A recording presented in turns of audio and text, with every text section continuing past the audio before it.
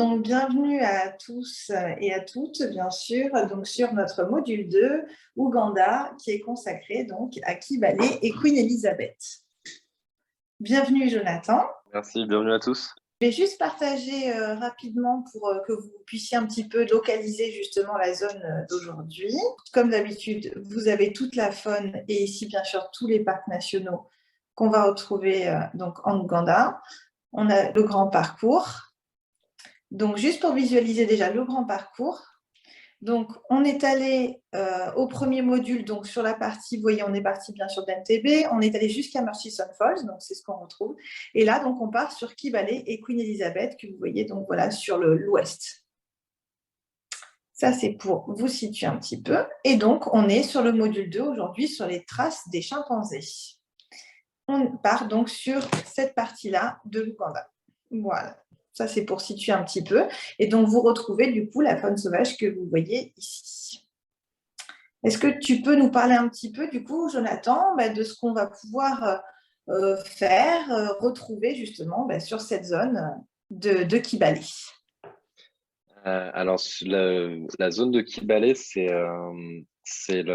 l'endroit de l'Ouganda où on peut voir les chimpanzés, donc nos cousins les chimpanzés, qui sont les primates les plus proches de l'homme. Donc, c'est une des plus grandes réserves de chimpanzés au monde. La réserve de Kibale, où a été observée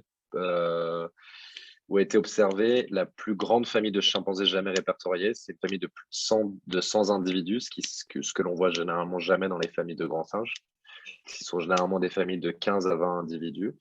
Et dans cette forêt, ils ont rencontré une famille entre 140 et 150 individus, si je ne me trompe pas, avec un mâle dominant et différents lieutenants. Donc en fait, c'est une très très grande famille et c'est un des seuls endroits du monde où on peut voir ce spectacle-là. C'est une marche dans la forêt de Kibale pour les voir. Donc c'est pas quelque chose de très physique, c'est juste une marche sur un terrain assez plat de la forêt et vous passez entre 2 à 3 heures avec les chimpanzés. Donc au plus près d'eux, mais dans les respects de l'animal bien sûr. Et vous pouvez soit les voir donc au sol. Ils sont en train de se déplacer au sol, ils bougent un peu partout, ou soit ils grimpent aux arbres pour aller manger en haut des arbres ou dormir dans leur nid qu'ils font dans le haut des arbres.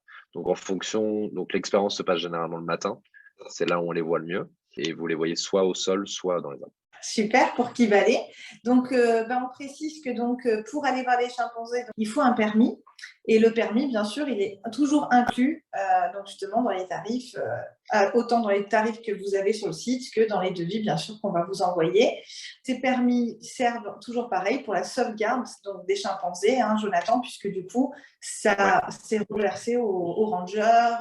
Exactement, le prix du permis, donc il y a une grande partie qui revient à la protection de l'animal, donc qui va à une partie donc humaine, donc les communautés qui vivent autour, donc l'idée de cette redistribution de les communautés autour au niveau humain, ça a un impact sur les animaux directement, parce que si on bénéficie des communautés qui sont autour, donc il y aura un respect de l'animal des communautés qui vivent autour, et directement aussi pour des chercheurs qui font des recherches sur ces animaux, qui les protègent, qui leur donnent l'environnement qu'il faut, et pour éviter en fait aussi qu'il y ait des gros buildings qui se construisent autour, en fait, cet argent-là est vraiment utilisé à la conservation.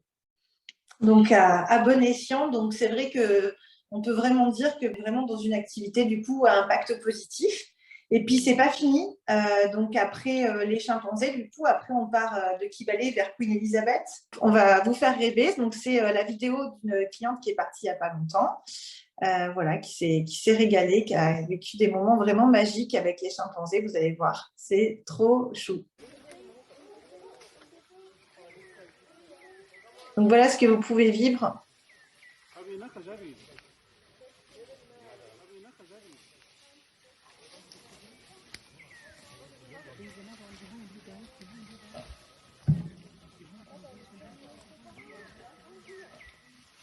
Il y a peu de son, hein, mais c'est pas grave. Ce qui est important, voilà, c'est de voir comment ça se passe. Ils sont habitués aux hommes. Hein. En plus, il y a un groupe de scientifiques enfin des groupes peut-être même, Jonathan. Je ne sais pas s'il y a un groupe, il n'y a que celui de Sabrina ou d'autres qui étudie les Il y chimpanzés. a, il y a, alors le groupe de Sabrina, c'est le plus connu parce que c'est une des plus grosses chercheuses, plus grandes chercheuses françaises là-bas.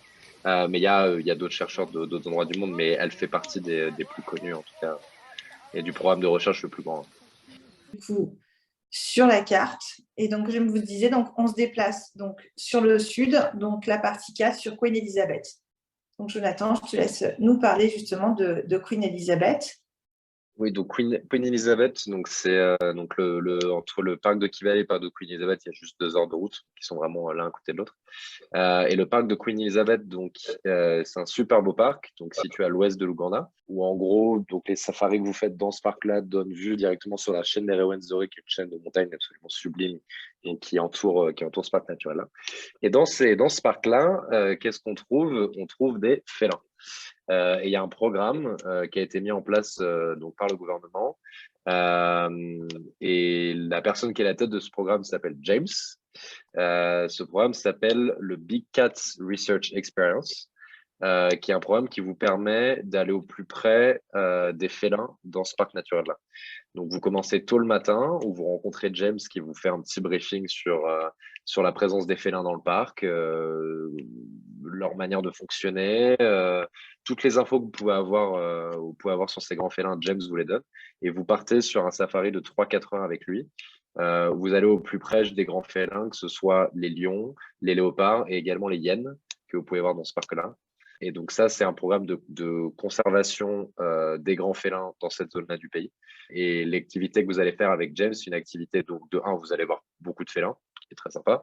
Et de deux, vous allez avoir beaucoup d'explications sur le programme en tant que tel, qui est de protection des carnivores, et également de recherche sur ces grands carnivores, sur comment ils fonctionnent, comment ils se déplacent. L'idée, c'est de voir également comment on peut garantir la survie de cette espèce sur le long terme avec les développements urbains qu'il y a dans les zones du pays, ce qui est un problème qu'il peut y avoir dans beaucoup de pays d'Afrique. Et donc l'idée dans cette zone-là, c'est vraiment d'avoir une bonne analyse de l'évolution de ces animaux sur quelques années pour voir comment on peut faire pour les conserver sur le long terme et qu'ils aient le moins d'impact sur leur espace naturel. Donc voilà, c'est ça le programme qui est sur place en place dans cette région-là du pays. Et c'est cette expérience-là que vous avez sur un safari le matin avec James, qui est le spécialiste chercheur de ces grands carnivores. Vous pouvez regarder sur Internet, donc ça c'est quelque chose qu'on voit assez souvent. Donc dans l'Ouganda, ils ont ce qu'ils appellent des lions dans les arbres, qu'on est censé voir à Ishasha, dans une zone du pays qui est complètement reculée et très difficile d'accès. À savoir que cette idée de lion dans les arbres, donc on parle pas d'une espèce de lion, parce que tous les lions montent dans les arbres. C'est juste que les lions montent dans les arbres parce qu'il y a certains parasites et moustiques qui sont au sol. Et pour éviter de se faire piquer, en fait, les lions ont tendance à monter aux arbres. Et en fait, tous les lions sont capables de monter aux arbres. Et les lions montent aux arbres partout en Ouganda, que ce soit à Murchison Falls, donc qu'on a pu voir dans le premier module, ou ici à Queen Elizabeth. Donc les lions montent dans les arbres partout et il est également possible de les voir. Les lions sont dans les arbres. Super. Voilà, j'ai passé en effet quelques petites photos. Et celle-là, voilà, qui est très sympa. Et donc, est-ce qu'il y a un programme aussi de conservation des léopards aussi au Cats Research? Le programme de conservation et le programme de conservation de carnivores. Donc en fait, il inclut les lions et les léopards. Je, Les lions, je, les je, léopards et les hyènes. Ouais. je passe quelques photos également Elle est sympa celle-là. Ouais, c'est rigolo. Voilà, et ensuite, donc, si vous continuez votre tour, on revient sur la région des lacs, mais on en parlera, je ne vais pas spoiler, du module 3. Partie très très sympa du voyage, mais ça on en parlera dans un autre module. Merci beaucoup et merci à Un grand Jonathan plaisir. et merci à toutes et à tous d'avoir suivi cette vidéo. Merci à vous tous. Et à bientôt du coup en Ouganda. Jonathan, ce sera le plaisir de vous accueillir. Merci. À très bientôt. Ce numéro est maintenant terminé. Nous vous remercions d'y avoir assisté. Vous pouvez retrouver toutes les informations sur nos programmes, nos circuits sur www.voyage-sauvage.fr. Et pour d'autres coulisses, d'autres modules et d'autres destinations, rendez-vous sur notre chaîne YouTube Voyage Sauvage. Merci, à bientôt.